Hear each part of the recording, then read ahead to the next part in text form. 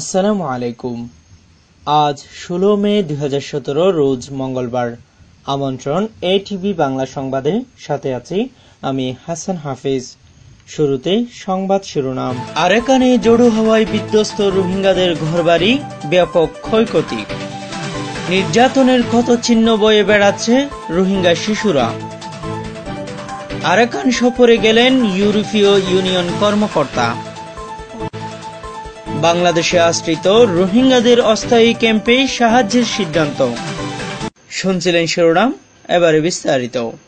গত 2 দিনের জোড়ো হাওয়া ও প্রবল বর্ষণে আরাকানের আকিয়াব, বুতিদং ও মংডু জেলার বিভিন্ন উপজেলায় কমপক্ষে 1000 কাঁচা ঘরবাড়ি বিধ্বস্ত হয়েছে। অনেক স্কুলঘর ও দোকানপাটের চালা উড়ে গেছে। হঠাৎ করে প্রবল বেগে বয়ে যাওয়া বৃষ্টি সহ এই জোড়ো হাওয়ায় ব্যাপক ক্ষয়ক্ষতি হয়েছে রোহিঙ্গাদের।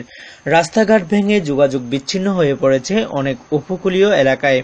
মৌসুমী সবজি ও ফসলের ব্যাপক ক্ষতি হয়েছে বলে কৃষকরা জানিয়েছেন। বুতিদংয়ের তামিংসং, ওয়াবেক, টংবাজার, মংডুর রাইমাবিল, গজিবিল, হাইসুরাতা এবং আকিয়াবির অধিকাংশ এলাকায় ক্ষতির পরিমাণ বেশি। এদিকে আরাকানের রোহিঙ্গারা দুর্যোগের শিকার হলেও খোঁজখবর নেন না জনপ্রতিনিধিরা। দুর্গত রোহিঙ্গাদের পাশে দাঁড়ানোর মতো কেউ নেই।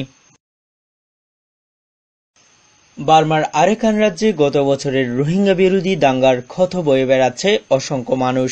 এদের একটি বড় অংশই শিশু কিশোর। সম্প্রতি প্রকাশিত কিছু ছবিতে দেখা গেছে সেনাবাহিনী কর্তৃক মুসলিম নিধন অভিযানে আহত অনেকেই ভয়াবহ ক্ষতচিহ্ন বয়ে বেড়াচ্ছে শরীরে। বিভিন্ন মানবিক সহায়তা সংস্থা ও মানবাধিকার সংগঠন এই নির্যাতনের দলিলগুলো সংগ্রহ করেছে।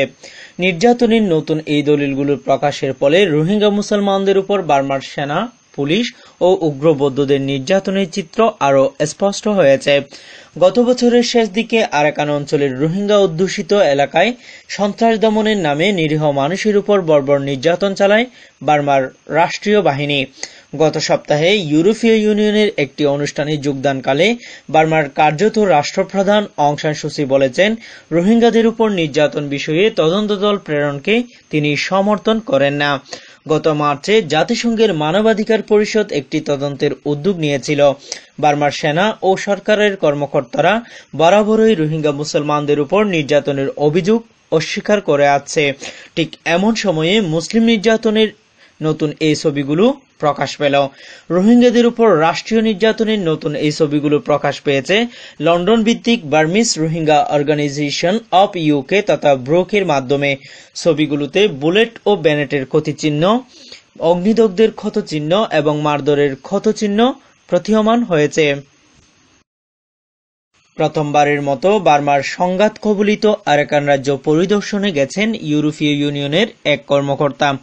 গতকাল সন্ধ্যায় সিথুয়ে নগরীতে অবতরণ করেন মানবিক সহায়তা ও সংকট ব্যবস্থাপনা বিষয়ক ইউরোপিয়ান কমিশনার ক্রিস্টুল স্টাইলিয়ান্ডিস।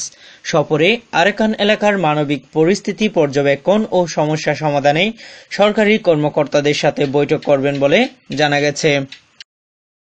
বার্মার আরাকান রাজ্যে নির্যাতনের শিকার হয়ে প্রাণ রক্ষায় বাংলাদেশে আশ্রিত 4 লক্ষাধিক রোহিঙ্গাকে নোয়াখালীর ভাসানচরে স্থানান্তর না করা পর্যন্ত কক্সবাজারের রুকিয়া ও টেকনাফে 4টি অস্থায়ী ক্যাম্পে রেখে মানবিক সাহায্য সহযোগিতা করার সিদ্ধান্ত নিয়েছে বাংলাদেশ সরকার। সোমবার বাংলাদেশ পররাষ্ট্র মন্ত্রণালয়ের এক বৈঠকে রোহিঙ্গা ইস্যুতে গুরুত্বপূর্ণ অনেক সিদ্ধান্ত নেওয়া হয়।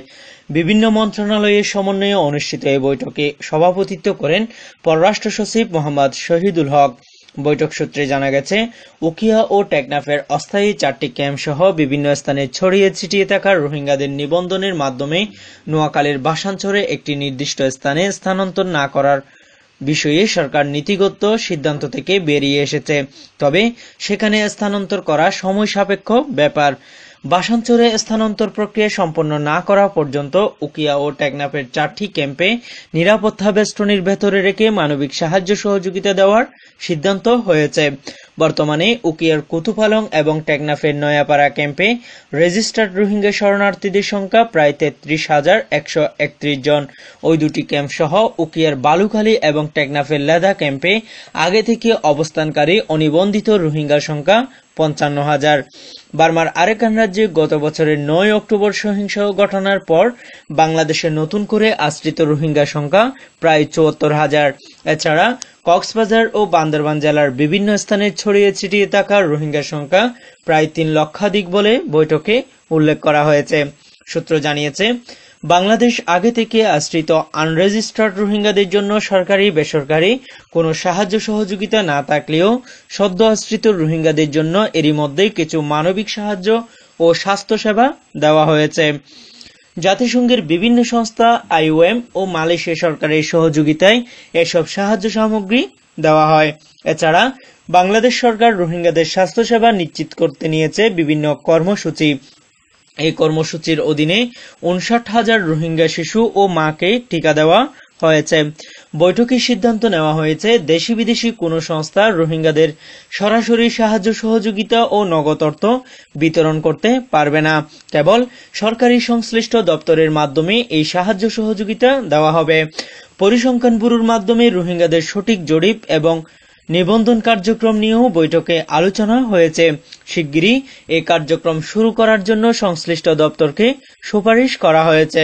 সীমান্তে কাঁটাতারের বেড়া নির্মাণ এবং নাপ নদীতে রাত্রিকালীন মাছ ধরা বন্ধ করা যায় কিনা তা নিয়েও আলোচনা হয়েছে বলে সূত্র জানিয়েছে। দর্শক, সংবাদ শেষ করার আগে শিরোনামগুলো আর খবর গিয়ে ওনারা মোবাইলে ফাইতে মনে হইলে ফইলে শুরুর মধ্যে সাবস্ক্রাইব করিবেন। সাবস্ক্রাইব করিবা আদা ডান্ডা গতি দিয়ে বেলা শিয়া হালা বেলিবা ওকে করে দিবেন।